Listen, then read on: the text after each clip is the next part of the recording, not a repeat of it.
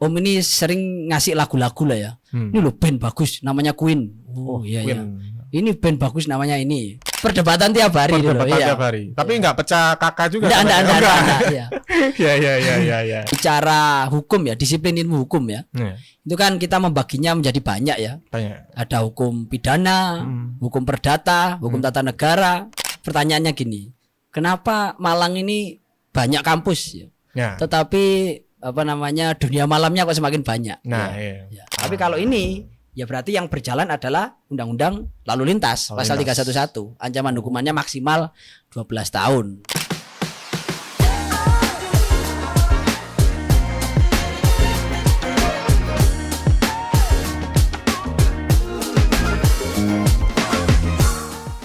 Oke teman-teman, welcome back to podcast Lantai 3 atau PLT bersama dengan aku Anthony. Dan kali ini aku kedatangan tamu yang sebenarnya sangat spesial, yaitu seorang yang sangat kritis. Saking kritisnya mungkin sering baca buku Tan Malaka atau something. Iya. Nah ini dia Bung Ferry, tapi bukan Bung Ferry Irwandi ya. Ini Bung Ferry yang lain. Bung Ferry siapa namanya? Anggriawan, selaku dosen tata hukum tata negara Unmer atau Universitas Merdeka. Selamat datang di podcast Lantai 3 ini, Bung. Terima kasih. Dan sebelumnya aku sangat penasaran dengan profil Bung Ferry ini karena kata orang-orang ini Bung Ferry sering disebut sebagai dosen yang skena atau culture atau anak band lah caranya. Itu kenapa kok asal muasalnya seperti itu? Kan biasanya kalau dosen itu kan seringnya ya masuk gitu atau nggak masuk ya dapat A. Iya. Gimana? Apa motivasinya kok bisa jadi dosen skena itu? Oke ya, mungkin karena karakter yang awal itu karena memang saya terbentuknya ya karena suka main musik, suka nonton band-bandan, sama nonton bola. Bola. Tim apa kesukaannya Bung Ferry? Iya. Tim kesukaan saya itu sekarang yang tidak saya sukai. Apa nih? Biasanya yang kalah. Arema. Liga Indonesia berarti ya. Jadi kalau ada yang bilang itu kenapa kamu kok nggak suka tim luar gitu kan ya? Saya jawab karena menonton bola itu adalah atmosfer menurut saya. Atmosfer. Iya. Jadi kalau saya belum mungkin ya seumpama saya suka Manchester City ya, berarti saya harus datang ke sana dulu minimal sekali. Saya lihat euforianya, kalau saya dapat euforianya, berarti bisa dikatakan saya suka tim ini. Tapi kalau suka Arema ya memang mulai dari kecil ya. Mulai dari kecil ke Kanjuruhan terus gitu ya. Atau gimana? Gajayana dulu. Gajayana. Ya. Jadi kelas 3 SD itu saya juga diajak ayah saya nonton bola dulu. Ya, Arema dulu ya. Arema zamannya Pacu sama Araya dulu ya. Terus gimana kok bisa kok bisa jadi band-bandan itu dari sering lihat band itu jadi.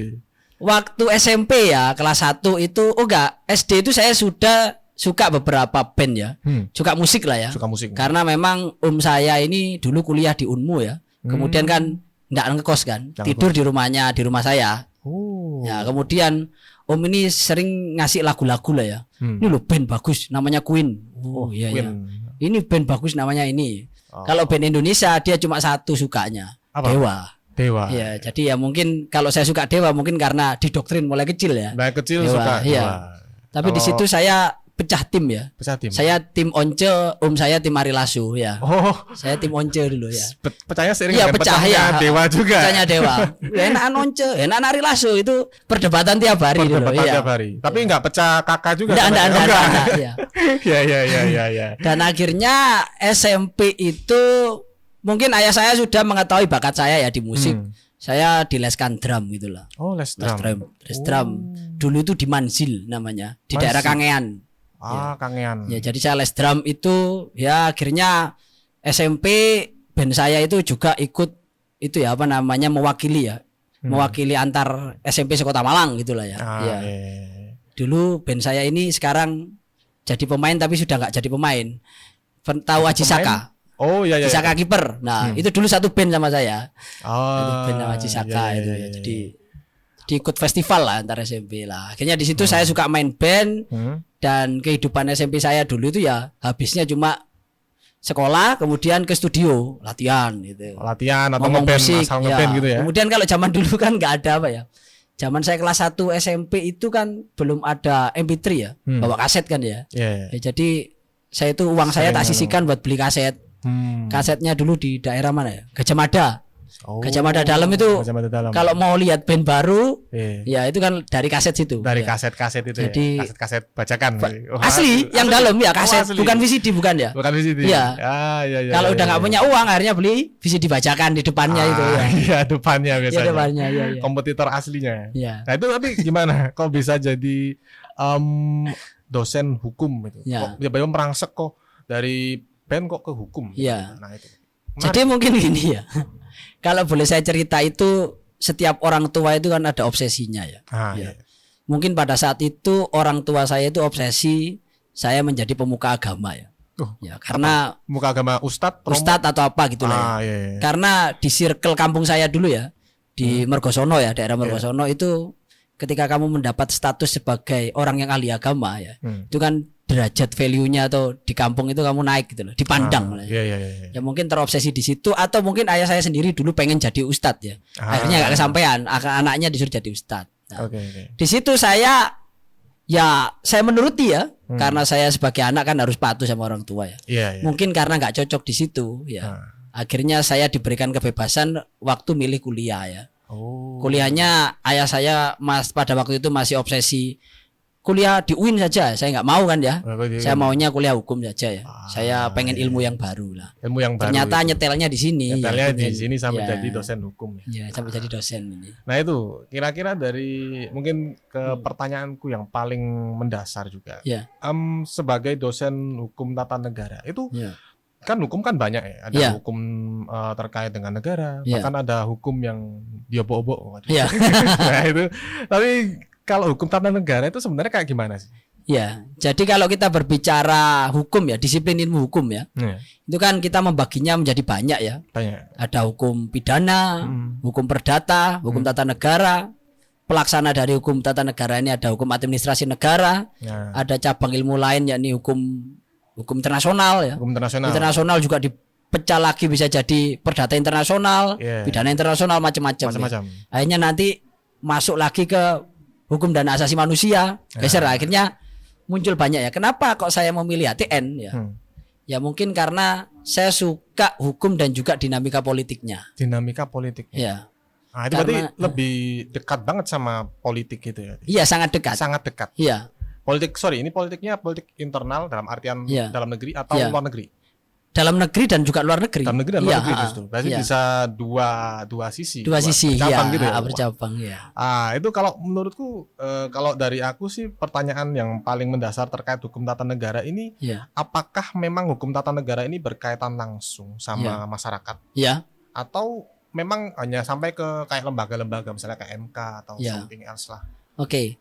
Kalau secara disiplin ilmu ya, memang HTN ini cuma diberikan batasan ya terkait lembaga-lembaga negara saja ya.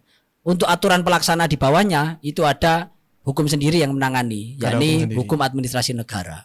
Berarti langsung terpecah lagi. Ya, terpecah. Jadi HTN ini membuat lembaga atau membagi kekuasaan itu bahasanya ya. Membagi kekuasaan itu kepada siapa saja.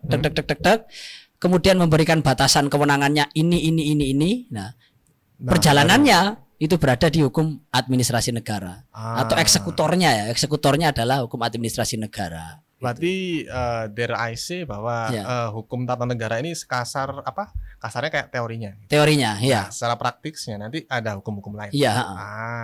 I see. Nah, ngomong-ngomong soal hukum tata negara nih, ini berkaitan juga pastinya sama kebijakan politik. Kebijakan politik lokal katakanlah. Nah, ini aku punya pertanyaan yang mungkin membuat diriku resah juga sebagai admin. Galau berarti ya. Iya, galau banget. Nah, itu di Malang ini kan terkenal sebagai kota pendidikan. Oke. Nah, tapi ada sebuah kebijakan yang sebenarnya juga menjadi paradoks, yaitu kenapa kota Malang ini semakin lama semakin banyak kayak tempat-tempat dunia malam, kayak klub malam. Nah, kayak tempat-tempat membeli alkohol dan banyak lagi lah. Kampus-kampus malam maksudnya. Nah, itu kampus malam kan sangat paradoks dengan ini, dengan kehidupannya mahasiswa sebagai kota pendidikan. Nah, kalau menurut kacamata hukum tata negara itu seperti apa, Ya. Mas? Kalau saya lihat ya, Hmm. berarti kan pertanyaannya gini, kenapa Malang ini banyak kampus ya, Ya. tetapi dunia malamnya kok semakin banyak? Nah, Ya. iya. Mungkin saya boleh bilang seperti ini ya. Dari adanya kampus ini kan juga berdampak dari aspek ekonomi ya. Aspek Ya. ekonomi pasti. Ini saya berbicara regulasi dulu ya. Oke. Atau kalau boleh saya bilang itu dalam hukum itu harus bisa memisahkan antara halal haram dengan legal atau ilegal. Ya, oke ya. Oke. Kita Legal berbicara di atau situ. ilegal. Nah, saya berbicara di legal atau ilegal dulu ya. Oke. Karena ini tidak bisa dicampur adukkan secara secara penerapan ya. Penerapan. Ya, pasti akan chaos ya. Ah, Tapi kalau iya. kajian itu kita bisa lah mengkaji berdasarkan ini. Nah, saya iya, berbicara dari aspek legal atau ilegal. Hmm. Ya. Yang pertama, ya, ketika ada dunia malam ya, diskotik ya, klub malam ya. Apa kalau bahasanya sekarang apa? Aku kurang tahu sih juga. Kurang nggak tahu ya? pernah ya. Iya. Saya tidak pernah Bar, sangat lurus bar sekali. ya, bar ya. Pub ya, pub Iya, ya, pub. pub ya, Mungkin. gitulah seperti itu. Nah, itu yang pertama kita lihat itu pemerintah daerah skala prioritasnya kemana? Oke. Dengan mengizinkan pub A ini berdiri, pub B ini berdiri. Ini tujuannya untuk apa? Kemana? Oh, Iya. lebih ke apa kasarannya bahasa agamanya kemaslahatan umat Nah. atau masyarakat lah. Nah, kalau goalnya itu untuk kemaslahatan umat, menurut saya ya kurang cocok. Kurang cocok Iya. pasti. Tapi kalau memang skala prioritasnya itu adalah untuk pertumbuhan ekonomi, ya menurut saya ya nggak apa-apa. Praktikal. Ya praktikal ya. Jadi tidak bisa kita punya skala prioritas tanpa mengorbankan nilai-nilai yang lain ya. Iya. Itu tidak bisa. Pasti Impossible ada itu ya. sesuatu yang harus dikorbankan di-sacrifice. ya, harus sacrifice-nya Pasti. ada. Ya. Kalau Iya, kita iya, melihat iya. bangsa Viking ya. Bangsa Viking itu kalau mau melakukan apa kan ada ritualnya. Ada pasti. Dan orang berlomba-lomba mau jadi tumbal di sana ya enggak? Iya. Kalau kita lihat Menuju Viking di Netflix, Valhalla. ya Valhalla ya. Iya. Jadi ada sacrifice ya. Ada seperti itu. sacrifice-nya. Ya. Nah, betul. kalau memang skala prioritasnya itu untuk pertumbuhan ekonomi, ya harus dilakukan dengan regulasi yang jelas ya. Izinnya, pajaknya ya. Kalau memang itu jualan miras, ya berarti bea cukainya gimana pengaturannya mirasnya ya. berarti Kalau di harus- Malang ada apa ya? Pabrik miras ya. Cukainya harus jelas ini ya. Oke. Ya saya berbicara bukan halal haram ya. Ya. Saya berbicara legal atau ilegal ya. Legal, ilegal. Ya. Oke.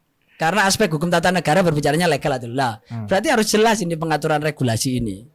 Bea cukainya jelas, pajaknya jelas. Ya. Skala prioritasnya kemana jelas gitu. Seperti itu. Karena ada sesuatu event Ya. yang baru aja kejadian. Jadi Ya. ada mahasiswa UGM yang Ya. ramai banget ini. Jadi sampai ada tagarnya di Ya, ya. Twitter. Itu ketabrak sama mahasiswa UGM juga. Ya. Nah, cuman mahasiswa UGM melawan mahasiswa UGM gitu. Iya, iya. Cuman beda fakultas. Beda Satunya fakultas. fakultas korbannya fakultas Iya. hukum, yang pelakunya ini fakultas FIB. FIB. Nah, pelakunya ini sampai sekarang belum ditetapkan sebagai tersangka. Tersangka, ya. Nah, dan usut punya usut dia Ya. ini dalam pengaruh alkohol pada Ya, waktu kejadian itu. Dan katanya si pelakunya Ya. itu dia tidak bisa dijadikan tersangka karena dia sudah salaman sama korban sebelum meninggal. Kan Salaman, lucu banget, iya. salaman doang gitu kan. Iya, Oke, iya, kamu iya, meninggal oke. salaman dulu kan, lucu banget kan. Nah, itu gimana kalau menurut kacamata hukum tata negara itu seperti apakah itu apakah yang statementnya si pelaku ini benar Iya. atau sebenarnya ada yang perlu dikoreksi lagi? Iya. Karena benar-benar nggak masuk akal sebenarnya. Iya. Kalau kelalaian yang menyebabkan orang kematian ya, Oke. itu kan sudah masuk di ranahnya pidana. Pidana Iya. pasti. Bukan lagi di ranah hukum tata negara. Oke. Tetapi bagaimana law enforcementnya, penegakan hukumnya terhadap kasus ini. Contohnya ada kasus jebret, ya apa ini cara menyelesaikannya? Nah, kalau memang case-nya seperti itu tadi, ya diselesaikan di ranah hukum pidana. Ya kita lihat yang menabrak ini ya benar-benar dalam keadaan lalai, kemudian yang ditabrak itu mati, atau dia sengaja minum miras, kemudian nggak konsen, kemudian yang ditabrak itu mati. Oh, berarti let's say misalnya si pelaku ini habis minum miras secara sengaja ya. Nah, Ya. kemudian dia secara sadar juga memilih untuk mengendarai mobil tersebut Ya. dan menabrak orang.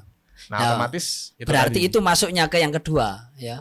Dengan pengaruh miras kemudian menyebabkan orang mati. Ya. Berarti itu iya. bukan lagi di ranahnya tidak bisa mengacu hanya pada kitab undang-undang hukum pidana ya, yang kelalaian menyebabkan kematian, tetapi kita masuk ke undang-undang lalu lintas, ya.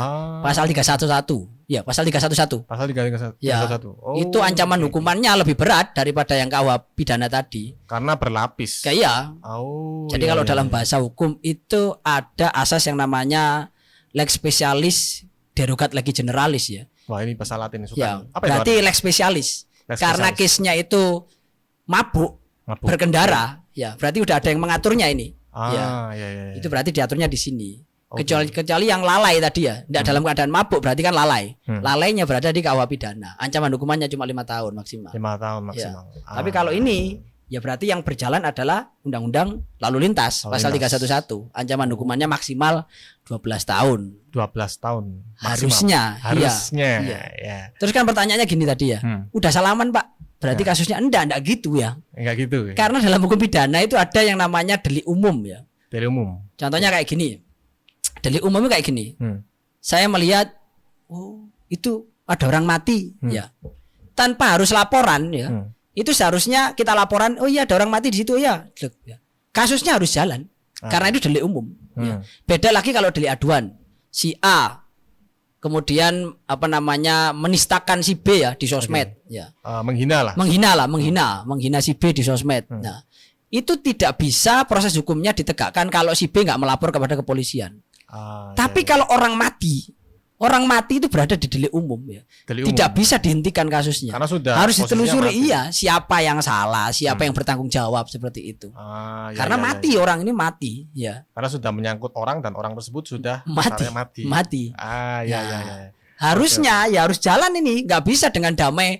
Event itu dibayar 1M 10M 1 triliun tetap nggak bisa, tetap harus dijalankan. Pengacara seabrek pun tetap harus dijalankan. Iya. Proses hukumnya tetap jalan ya. Entah itu nanti putusannya bebas atau enggak, urusan kedua. Tapi proses hukumnya tetap jalan, mulai dari penyelidikannya di kepolisian, penyidikan di kejaksaan tetap harus jalan. Bukan gara-gara udah salaman proses penyelidikan di kepolisian selesai. Tidak bisa seperti itu. Tidak bisa seperti itu. Delik umum tadi. Iya, karena itu masuk dalam delik umum. Nah, dalam bahasa hukumnya.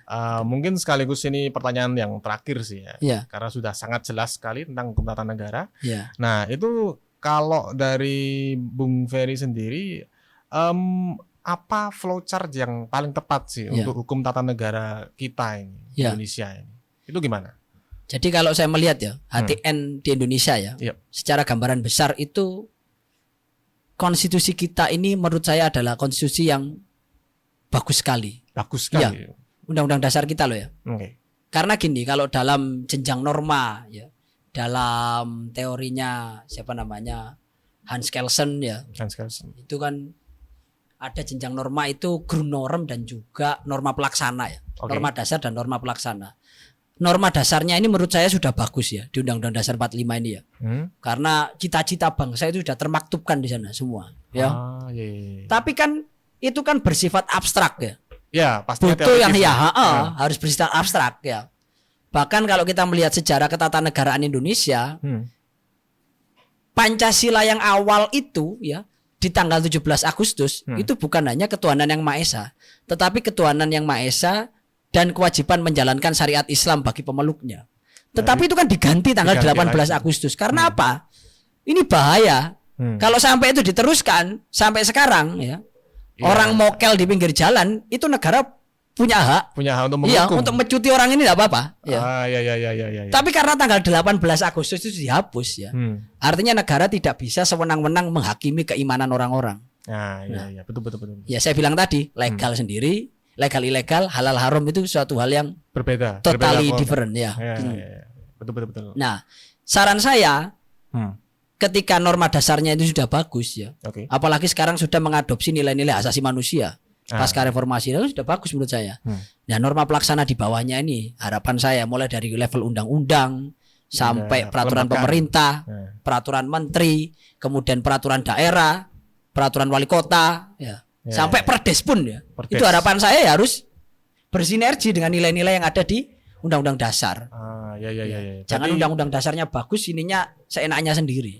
Tapi kenyataannya seperti itu. Kenyataannya ini tadi ya. Iya. Ininya yang dari aspek hukum materialnya pasal karet. Ya. Kemudian hukum formalnya, penegakan hukumnya nggak diterapkan sesuai dengan prosedur. Ya kayak tadi. Iya. Itu kan salah satunya. Habis salaman, kemudian nggak udah selesai, nggak boleh seperti itu ya. Itu kan menyalahi hukum formalnya atau penegakan hukumnya. Jadi intinya teori harus seimbang sama prakteknya.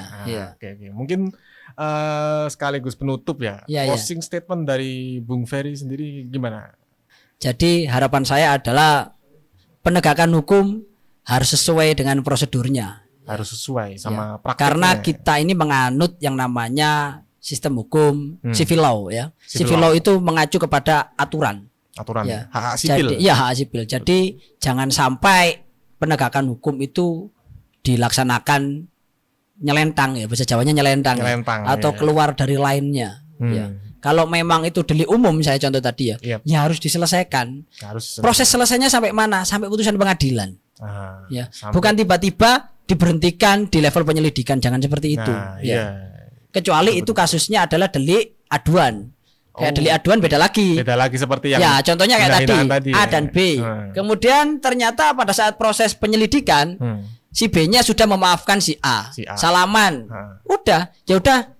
Laporannya saya cabut, saya berhenti. Bisa. Tapi kalau delik umum nggak bisa. Harus sesuai dengan prosedurnya. Oke. Jadi itu guys. Jadi intinya harapan dari Bung Ferry adalah hukum itu harus bagus tidak hanya di teorinya saja tapi juga di prakteknya. Oke. Itu mungkin satu saja untuk mahasiswa. Oke. Silakan. Mahasiswa, ayo cepat lulus ya. Kasihan bapak ibumu yang bayar kuliah ya. Itu guys. Saya ulangi lagi, kasihan bapak ibumu yang bayar kuliah ya. Betul. Itu ya. Senakal-nakal apanmu, yang penting kamu lulus ya. Tanggung jawab akademik lah minimal. Betul. Jadi buat kalian yang berkuliah di luar sana, universitas apapun tetap harus lulus. Itu aja sih. Oke, itu dari aku dan Bung Ferry selaku tamu di podcast Lantai 3 kali ini. Sampai jumpa di podcast Lantai 3 selanjutnya and bye.